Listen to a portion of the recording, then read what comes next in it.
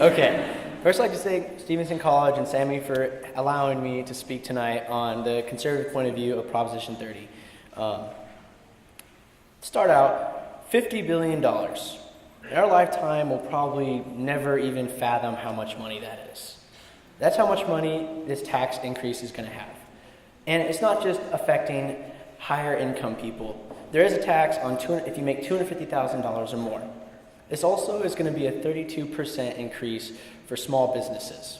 Small businesses that are innovated, I think, and really make the American dream happen. Another increase will be in the California state sales tax.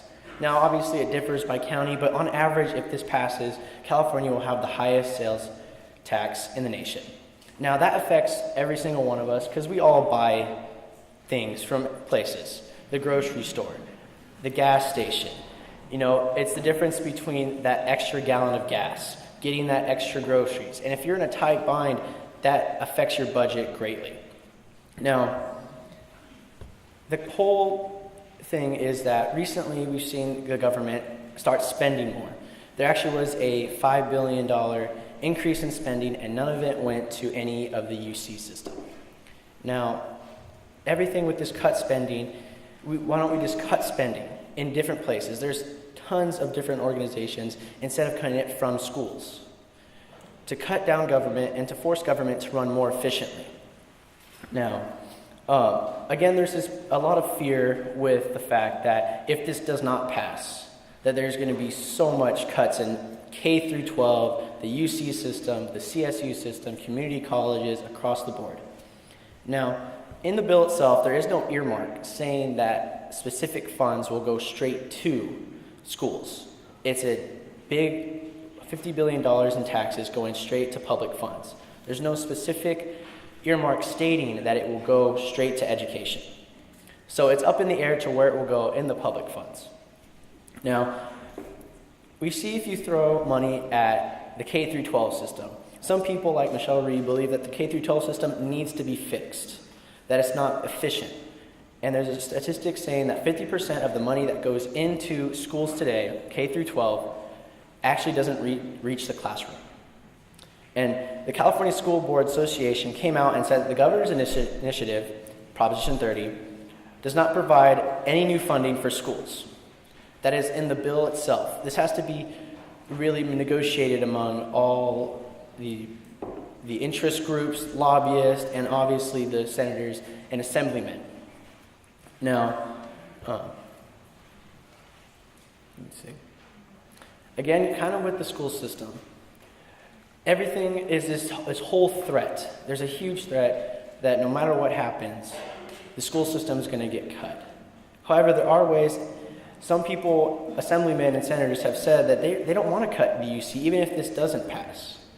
And in addition, there is ways that we can allocate money for, so we can really see what the Assembly and what the Senate in Sacramento really cares about. If they want to cut schools immediately after this doesn't pass, then obviously their heart isn't in the right place. And to make everything run more efficient, instead of just throwing money from us, from the taxpayers, where we can use that more efficiently and determine what we want for ourselves. Now, again, this $50 billion, I hope that everyone will vote the way they want to vote. I'm not telling you to vote no, I just hope that you understand this point of view, that it is a lot of money, and do we really want that out of the taxpayer's pocket, where they can use that for themselves in their own financing, to start that family, to buy that new car, to get a house, in order to keep the rent payments up.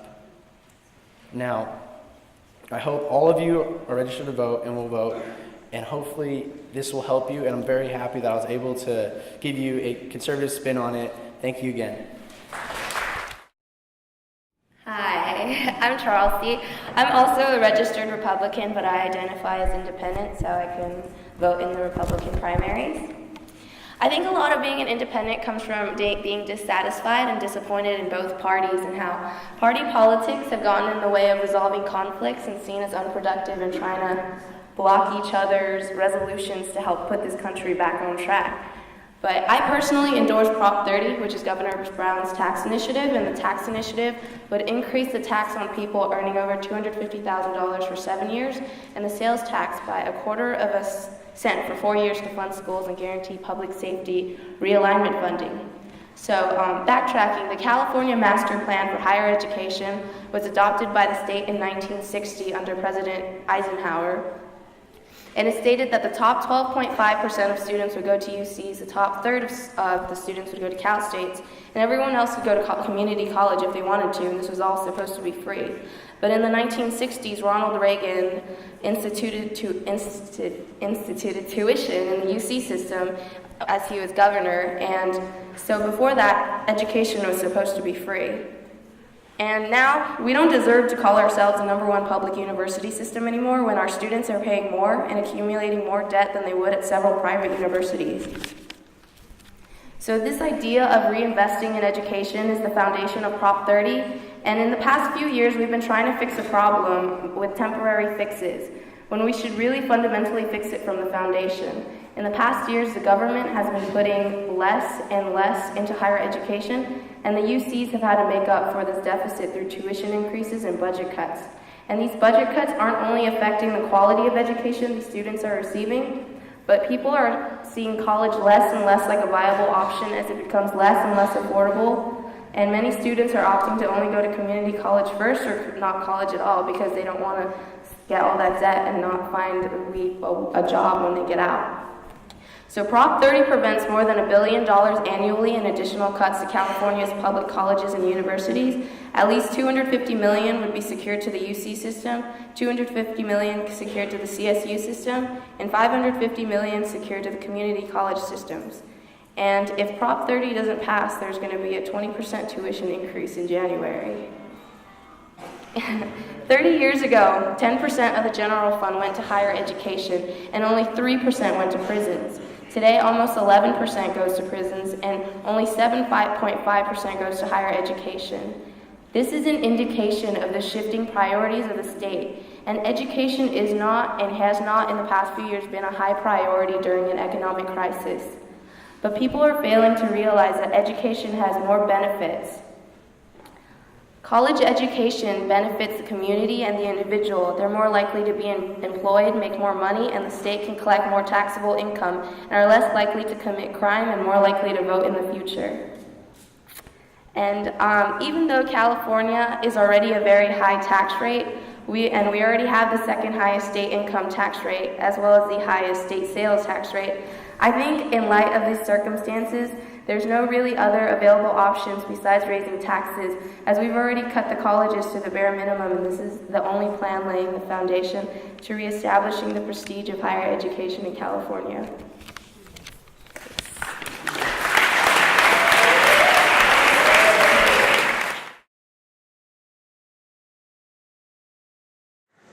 Hello.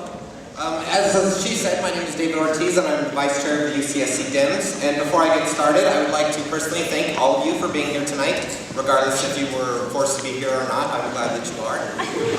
The second thing that, yes, give yourself a round of applause. The second thing that I'd like to say is that I'm actually here to persuade you. So with that being said, I would strongly urge you to disregard almost my argument, go home and educate yourself. I am formulating my argument from a pamphlet that I received in the mail from registering for free. Just so you know, I can educate myself from something that I got in the mail for free. I'd also like to make a couple clarifications on some of the statements that were made. The quarter of 1 cent sales increase does not affect groceries. It does, however, affect pre-prepared food. There was also a mentioning of cuts to the UC. If Prop 30 does not pass, a direct cut of $375 million will be made to the UC, which is huge. In response to that, there was a meeting that was held by the UC Regents on September 13th, where they were brainstorming how to come up with ways to supplement the money that we would lose to $375 that I just mentioned. One of the ideas that came from their mind was to increase student fees by 20%.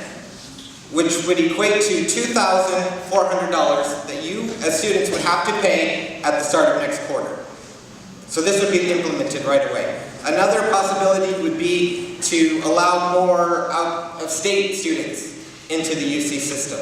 As we were told before, there's the California Higher Education Master Plan, there's a Master Plan on Higher Education. I believe it's the Donahue Act of 60-something or other. What that basically states, and the goal of that was to make higher education in the UC system not necessarily a luxury, but a right. And what I mean through that is it will make it accessible, affordable, and there was a third one that I can't really remember, but that's what's pertinent to my argument.